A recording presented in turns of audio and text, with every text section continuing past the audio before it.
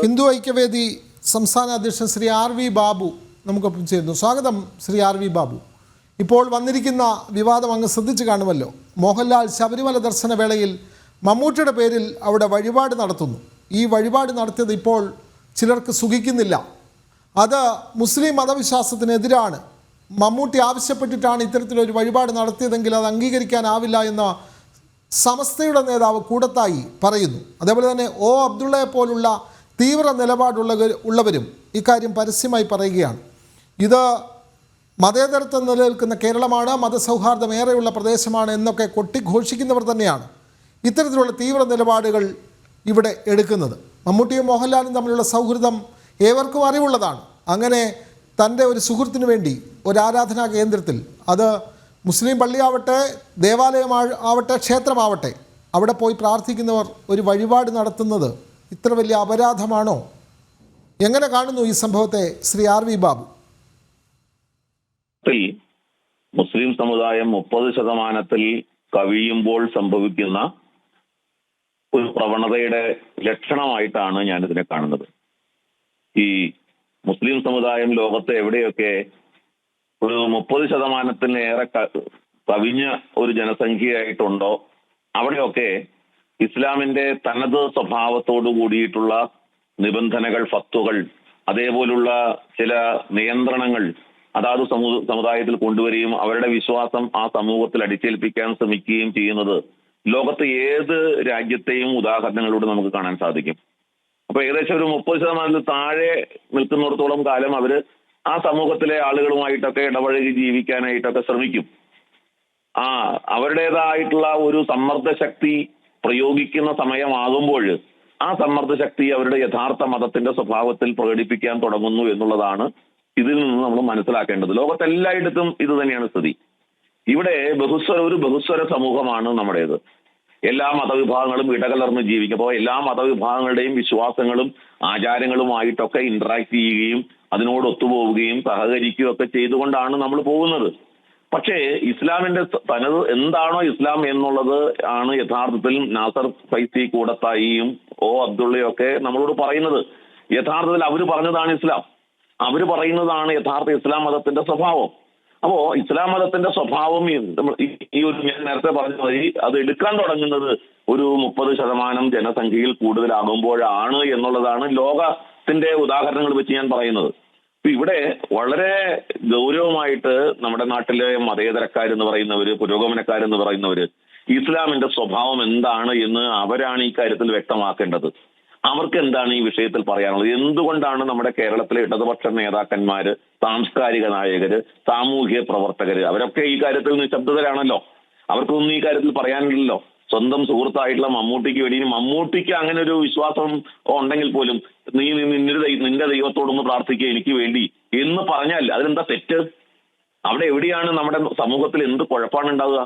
അപ്പോ ഇത് ഒരു ഇസ്ലാം സമൂഹത്തിന് ബഹുസ്വര സമൂഹത്തിൽ ജീവിക്കാൻ അവർക്ക് സാധ്യമല്ലാത്തൊരു സാഹചര്യത്തിൽ അവരുടെ മതവിശ്വാസം അനുസരിച്ച് മാത്രമേ ജീവിക്കൂ എന്നുള്ള സാഹചര്യം സൃഷ്ടിക്കുകയാണ്. അങ്ങേയറ്റം മത തീവ്രവാദ ഒരു യാഥാസ്ഥിക കേരളത്തിലേക്കാണ് കേരളത്തെ ഇവർ കൊണ്ടുപോകുന്നത്. മതമൗലികവാദികളുടെ പിടിയിലേക്കാണ് കേരളത്തെ കൊണ്ടുപോകുന്നത്. അതെ, തീവ്ര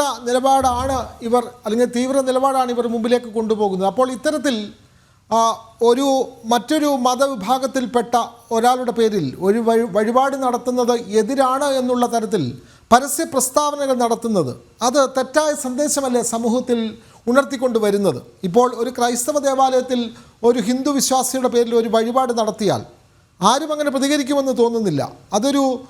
ഒരു തെറ്റായ പ്രവണതയായി ആരും ചൂണ്ടിക്കാട്ടുമെന്നും തോന്നുന്നില്ല. അപ്പോൾ ഇത്തരത്തിൽ ഒരു മതവിഭാഗത്തിൻ്റെ ചില കേന്ദ്രങ്ങളിൽ നിന്നും ഇത്തരത്തിലുള്ള പരാമർശങ്ങൾ ഉയരുന്നത് തെറ്റായ സന്ദേശമല്ലേ സമൂഹത്തിൽ ഉണ്ടാക്കുന്നത്? ശ്രീ ആർ വി ബാബു, മതസൗഹാർദ്ദത്തിന്റെ പേരൊക്കെ പറഞ്ഞിട്ട് വലിയ തോതിൽ വായിട്ടലയ്ക്കുന്ന നമ്മുടെ ആളുകൾ അവരാണ് ഇതിന് മറുപടി പറയേണ്ടത്. എന്താ ഈ മതസൗഹാർദ്ദം എന്ന് പറഞ്ഞാൽ? ഈ മതസൗഹാർദ്ദം പരസ്പരം വിശ്വാസങ്ങളെ മാനിക്കലും പരസ്പരം ഇന്ററാക്ട് ചെയ്യലുമല്ലേ? അതിന് പകരം മമ്മൂട്ടിക്ക് വേണ്ടി മോഹൻലാൽ ശബരിമലയിൽ ഒരു വഴിപാട് നടന്നത് ഇസ്ലാം മതത്തിന് എതിരാണ്. അങ്ങനെ ചെയ്ത മമ്മൂട്ടിയുടെ അറിവോടുകൂടിയാണെങ്കിൽ മമ്മൂട്ടി ഇസ്ലാം സമുദായത്തോട് മാപ്പ് പറയണം. അതിന് പ്രായശ്ചിത്തം ചെയ്യണം എന്ന് പറയുമ്പോൾ എങ്ങനെയാണ് ഇവിടെ ഒരു മതസൗഹാർദ്ദത്തെ കുറിച്ച് നമുക്ക് സ്വപ്നം കാണാൻ കഴിയുക? എന്ത് മതസൗഹാർദ്ദത്തെ കുറിച്ചാണ് നമുക്ക് പറയാൻ കഴിയുക? അതുകൊണ്ട് ഇത് കേരളത്തെ സംബന്ധിച്ചിടത്തോളം വരാൻ പോകുന്ന വലിയ അപകടത്തിന്റെ നാന്ദിയായിട്ടാണ് ഞാൻ കാണുന്നത്. ഇതിനെ സംബന്ധിച്ച് മുഖ്യധാര രാഷ്ട്രീയ പ്രസ്ഥാനങ്ങൾ അവരെന്ത് നിലപാടെടുക്കുന്നു? മുസ്ലിം ലീഗിന്റെ ഒളിച്ചുകളി അവസാനിപ്പിക്കണം. മുസ്ലിം ലീഗ് മതസൗഹാർദ്ദത്തിന്റെ പാർട്ടിയാണ്, സാഹോദര്യത്തിന്റെ പാർട്ടിയാണ്, വർഗീയ പാർട്ടി അല്ല എന്നൊക്കെ 40 വട്ടം പറയുന്ന ആൾക്കാരുണ്ടല്ലോ. ലീഗിന്റെ അഭിപ്രായം എന്താണ് ഈ കാര്യത്തില്? ലീഗ് എന്തു പറയുന്നു ഈ വിഷയത്തില്? അവരാരും മിണ്ടുന്നില്ല. പണ്ഡിതന്മാരുടെ അഭിപ്രായത്തിന് വിട്ടിരിക്കുകയാണ്. അവരാരും മിണ്ടുന്നില്ല ഇക്കാര്യത്തിൽ. അവരെല്ലാം മൗനം പാലിക്കുകയാണ്. ശ്രീ ആർ വി ബാബു, അങ്ങനെയാണെങ്കിൽ മമ്മൂട്ടി എത്രയോ ഹൈന്ദവ പുരോഹിതനായി അഭിനയിക്കുന്ന സിനിമകളുണ്ട്, ഹിന്ദു രാജാക്കന്മാരെ അഭിനയിക്കുന്ന സിനിമകളുണ്ട്, ബ്രാഹ്മണനായി അഭിനയിക്കുന്നു, അങ്ങനെ ഹൈന്ദവ നേതാക്കളായി ഒക്കെ തന്നെ അഭിനയിക്കുന്ന എത്രയോ സിനിമകളുണ്ട്. അങ്ങനെയാണെങ്കിൽ ആ വേഷമൊന്നും പാടില്ല എന്നുകൂടി ഇവർ പറയണ്ടേ ആർ വി ബാബു? അല്ല, ആ വേഷം മാത്രമല്ല, സിനിമയിൽ പോലും അഭിനയിക്കാൻ പാടില്ലല്ലോ. ഇസ്ലാം മതവിശ്വാസം അനുസരിച്ചിട്ടാണെങ്കിൽ സിനിമ, ആർട്ട്, സംഗീതം ഇതൊക്കെ നിരോധിക്കപ്പെട്ടതുമാണ്. ഇതൊന്നും ചെയ്യാൻ പാടില്ലാത്തതാണ്.